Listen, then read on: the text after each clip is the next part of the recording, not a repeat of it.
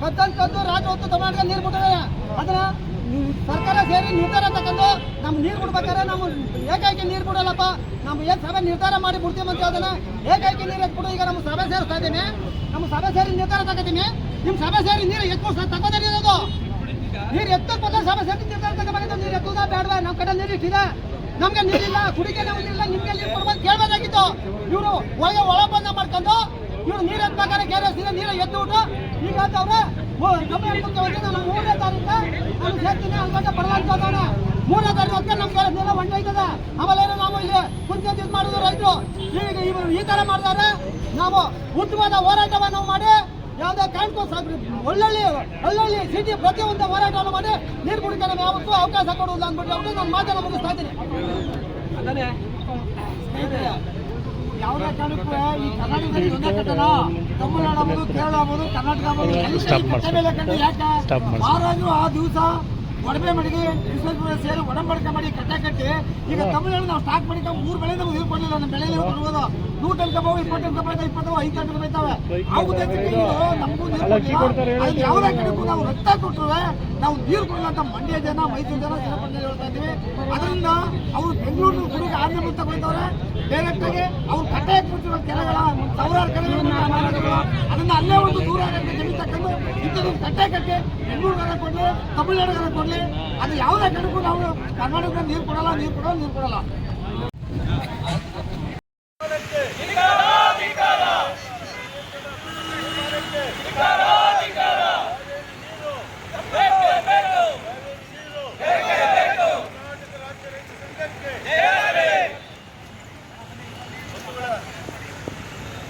ಸಂಘಕ್ಕೆ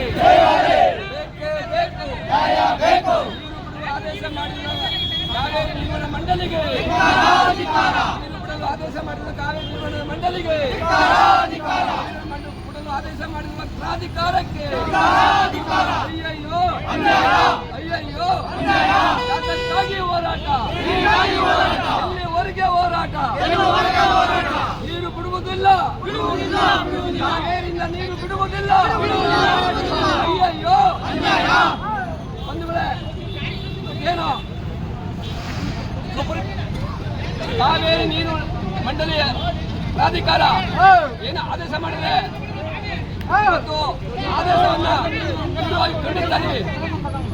ಯಾಕೆ ಹೇಳಿದ್ರೆ ಇವತ್ತು ಮಂಡ್ಯದಲ್ಲಿ ಕಾವೇರಿ ಕೊಳ್ಳದ ಎಲ್ಲ ಜಿಲ್ಲೆ 6 ಜಿಲ್ಲೆಯಲ್ಲಿ ಇವತ್ತು ಕುಡಿಯಲಿಕ್ಕೆ ನೀರಿಲ್ಲ.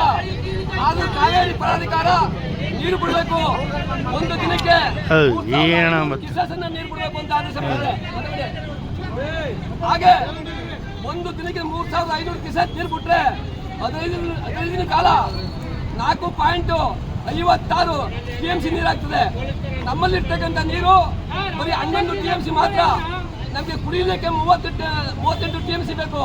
ಆದ್ರೂ ಕೂಡ ಕಾವೇರಿ ಪ್ರಾಧಿಕಾರ ಏನೆಂಬುದು ಆದೇಶ ಮಾಡಿದ್ರೆ ಇವತ್ತು ತೀವ್ರವಾಗಿ ನಮ್ಮ ಕರ್ನಾಟಕ ರಾಜ್ಯ ರೈತ ಸಂಘ ತೀವ್ರವಾಗಿ ಖಂಡಿಸುತ್ತದೆ.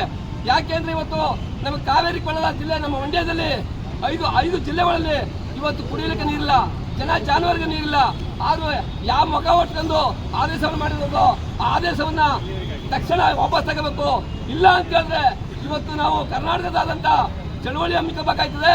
ಆದ್ರೆ ಪ್ರಗತಿಪರ ಸಂಘಟನೆಗಳೆಲ್ಲ ಸೇರಿ ಇವತ್ತು ಕರ್ನಾಟಕ ರಾಜ್ಯ ಸರ್ಕಾರಕ್ಕೆ ಎಚ್ಚರಿಕೆ ಕೊಡ್ತಾ ಇದೀವಿ.